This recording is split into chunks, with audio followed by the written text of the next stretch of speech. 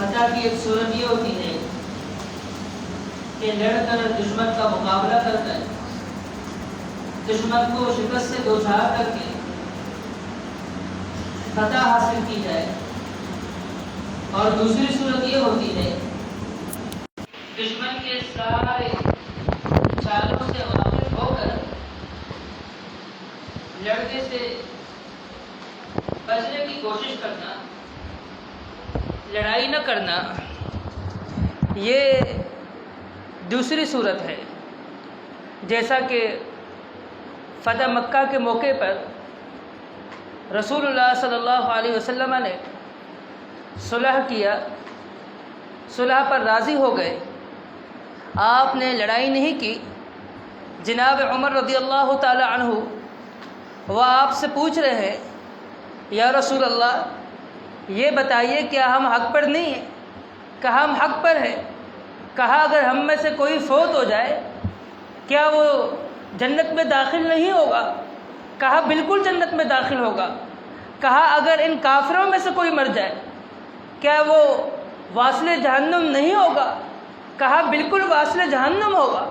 کہا پھر ہمیں لڑنا چاہیے، ان کا مقابلہ کرنا چاہیے، ان کا کلا کما کرنا چاہیے، ان کو واصل جہنم کرنا چاہیے۔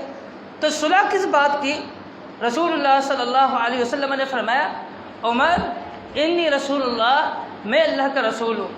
حضرت ابو بکر صدیق کے پاس آئے، کہا ابو بکر آپ دیکھ رہے ہیں کہ رسول اللہ صلی اللہ علیہ وسلم صلح کر رہے ہیں اور لڑائی نہیں کر رہے؟ کہا جی ہاں میں دیکھ رہا ہوں۔ کہا آپ منع کیوں نہیں کرتے؟ کہا آپ نے اللہ کے نبی صلی اللہ علیہ وسلم کو منع کیا؟ کہا ہاں۔ کہا کیا جواب ملا؟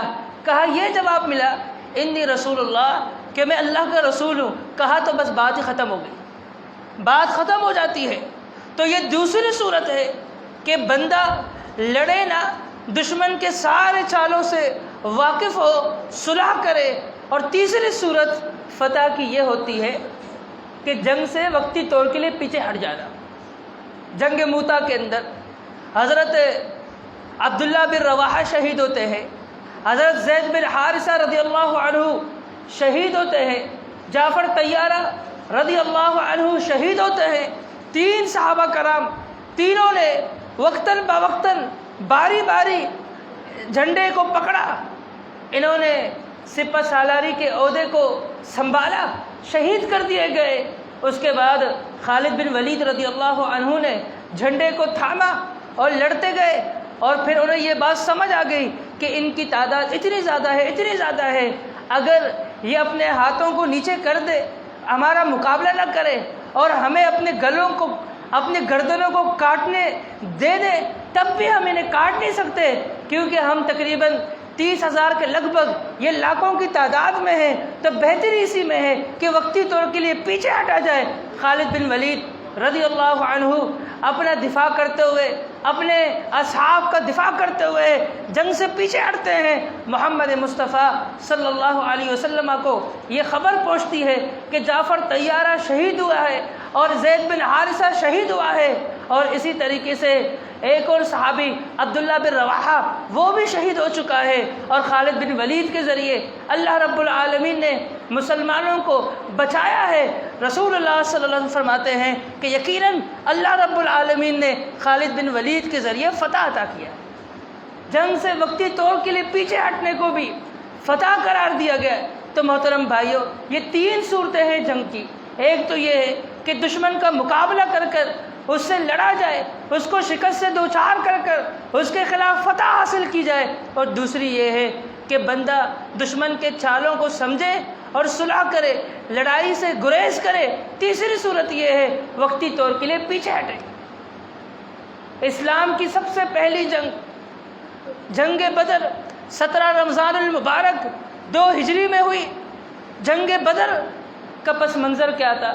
جنگ بدر کا پس منظر وہ یہ تھا کہ رسول اللہ صلی اللہ علیہ وسلم کو یہ خبر ہوئی تھی کہ یہ مشرکین سارا سامان اکٹھا کر کر ملک شام بھیج رہے ہیں تاکہ ان کو ایک بھاری رقم ملے، اور اس رقم کے ذریعے یہ بہت سارے زرے خریدیں گے، بہت ساری تلواریں خریدیں گے، بہت سارے گھوڑے خریدیں گے اور مسلمانوں کے خلاف ان کو استعمال کریں گے۔ نبی کریم صلی اللہ علیہ وسلم کو جب یہ خبر ہوئی، آپ نے فرمایا ٹھیک ہے ان کا قافلہ آنے دو۔ جب ان کا قافلہ ملک شام سے واپسی میں روانہ ہوتا ہے، مکہ مکرمہ جا رہا ہوتا ہے، رستے میں ہی رسول اللہ صلی اللہ علیہ وسلم اور ان کے صحابہ پیچھا کرتے ہیں اور یہ خبر ان کو پہنچ جاتی ہے۔ ابو سفیان ایک شخص کو بھیجتا ہے اور وہ وہاں جا کر مکہ کے اندر ابو جہل کو خبر پہنچاتا ہے۔ ابو جہل اپنے جو ہے اس تجارتی سامان کی دفاع کے لیے نکل پڑتا ہے اور اپنے ساتھ 1000 کا لشکر لے کر آتا ہے۔ مسلمانوں کے مد مقابل یہ ہو جاتے ہیں، حالانکہ اللہ تبارک و تعالیٰ نے فرمایا وَتُرِيدُ أَن تَكُونَ الشَّوْكَ، تم چاہتے تھے کہ سامان تجارت تمہیں ملے، تم چاہتے تھے بغیر کانٹے دار مقابلے کے سامان تمہارے ہتھے لگے، لیکن اللہ تعالیٰ کیا چاہتا تھا؟ یرید اللہ ان یحق الحق بکلماتہ ویقطع دابر الکافرین، رب یہ چاہتا تھا کہ آج حق حق ہو کر رہے گا، باطل باطل ہو جائے گا۔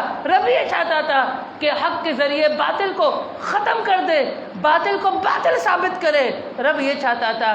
اللہ رب العالمین نے فرمایا کہ اگر وَلَوْ تَوَاعَدْتُمْ لَاخْتَلَفْتُمْ فِي الْمِيعَادِ، اگر جنگ بدر کا دن متعین ہوتا، اس کی تاریخ پہلے سے طے ہوتی تو تم آپس میں اختلاف کرتے۔ اب یہ بات معلوم ہو گئی پیغمبر محمد مصطفیٰ صلی اللہ علیہ وسلم کو کہ وَالرَّكْبُ أَسْفَلَ مِنْكُمْ، قافلہ زیری علاقے سے بچ نکلا ہے اور ابو جہل کا قافلہ وہ سر پر آ پہنچا ہے۔ تو نبی کریم صلی اللہ علیہ وسلم صحابہ سے مشورہ کرتے ہیں کہ لڑنے کی کیا ترتیب ہوگی، ہمیں لڑنا چاہیے یا پیچھے ہٹنا چاہیے؟ مقداد بن اسود رضی اللہ عنہ فرماتے ہیں یا رسول اللہ، ہم موسیٰ کی قوم کی طرح نہیں ہیں کہ ہم آپ کو یہ کہیں گے تو جا تیرا رب جائے، تم لوگ لڑو اور جب فتح ہو ہمیں آواز دینا، ہمیں بلانا۔ کہا نقاتل معک، ہم آپ کے ساتھ لڑائی کریں گے، ہم دائیں جانب سے بھی آپ کا دفاع کریں گے، بائیں جانب سے بھی آپ کا دفاع کریں گے، آگے سے بھی پیچھے سے بھی، ہر طرف سے آپ ہمیں دیکھیں گے کہ ہم آپ کا دفاع کرتے ہوئے آپ کو نظر آئیں گے، ہم قتال کریں گے، ہم لڑائی کریں گے۔ ہم موسیٰ کی قوم کی طرح نہیں ہے جو ہم آپ کو یہ کہیں کہ تم جانو تمہارا رب جانے۔ حضرت عبداللہ ابن مسعود رضی اللہ عنہ کے حوالے سے قول موجود ہے کہ وہ کہتے ہیں کہ میں اپنی پوری زندگی کی نیکیاں دینے کے لیے تیار ہوں مقداد بن اسود کو، اس ایک شرط پر کہ وہ اپنا یہ جملہ مجھے دے دے، میرے کھاتے میں ڈال دے۔ جو انہوں نے اتنا بڑا جملہ کہا کہ محمد مصطفیٰ صلی اللہ علیہ وسلم اور صحابہ کا حوصلہ بڑھا۔ کیا کہا کہ ہم ہر طرف سے آپ کا دفاع کریں گے، ہم لڑنے کے لیے تیار ہیں، ہم قتال کریں گے، ہم مر مٹ جائیں گے، شہید ہو جائیں گے، پیچھے نہیں ہٹیں گے، ان کافروں کا مقابلہ کر کر ہی رہیں گے۔ ایسے موقع پر اتنا حوصلہ انہوں نے دیا جناب مقداد بن اسود رضی اللہ عنہ نے۔ تو محترم بھائیو، اللہ تبارک و تعالیٰ نے حالات ہی بدل دیا۔ فرمایا اذ یغشیکم النعاس امنۃ من، اللہ نے امن والی اونگ نازل کر دی۔ وینزل علیکم من السماء ماء، آسمان سے بارش برسا دی، لیطہرکم بہ، تاکہ پانی تم استعمال کر سکو، اپنی ضرورت پانی سے پوری کر سکو۔ ولیربط علی قلوبکم، فرمایا تاکہ تمہارے دل بھی مضبوط ہو جائے۔ ویثبت بہ الاقدام، تاکہ تمہارے قدم جو ہے وہ زمین میں جم جائے۔ پھر اللہ تبارک و تعالیٰ نے وحی نازل کی کہ میں 1000 فرشتوں سے تمہاری مدد کروں گا، پھر 3000 فرشتوں کا وعدہ، پھر 5000 فرشتوں کا وعدہ ہوتا ہے۔ اللہ تعالیٰ نے فرمایا الا بشری لکم ولتطمئن بہ قلوبکم، یہ جو فرشتوں کی میں نے تمہیں خوشخبری دی اس لیے تاکہ تمہارا دل جو ہے مطمئن ہو جائے، یہ تمہارے لیے خوشخبری تھی تاکہ تمہارے دل کو قرار ملے، سکون ملے۔ تم پریشان تھے، 313 کی تعداد ہے، 1000 کا مقابلہ کیسے کریں گے؟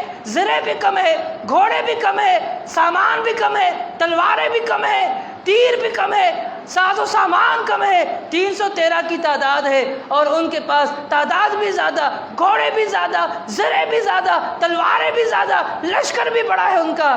اللہ تعالیٰ فرماتا ہے کہ ہم نے تمہیں خوشخبری دی فرشتوں کی، وَلِتَطْمَئِنَّ بِهِ قُلُوبُكُمْ، تاکہ تمہارا دل جو ہے مطمئن ہو جائے۔ وَمَن نَّصْرُ إِلَّا مِنْ عِنْدِ اللَّهِ، یہ اللہ کی طرف سے مدد تھی، وَلَقَدْ نَصَرَكُمُ اللَّهُ بِبَدْرٍ وَأَنْتُمْ أَذِلَّةٌ تم بھول گئے اس دن کو، بدر والے دن کو، جس دن ہم نے تمہاری مدد کی۔ وَأَنْتُمْ أَذِلَّةٌ تم کمزور تھے، ہر لحاظ سے کمزور تھے، تعداد کے اعتبار سے بھی کمزور، زرے کے اعتبار سے بھی کمزور، گھوڑوں کے حساب سے بھی کمزور، تلواروں کے بھی حساب سے کمزور، لشکر اور تعداد کے حساب سے بھی تم کمزور تھے، لیکن ہم نے تمہاری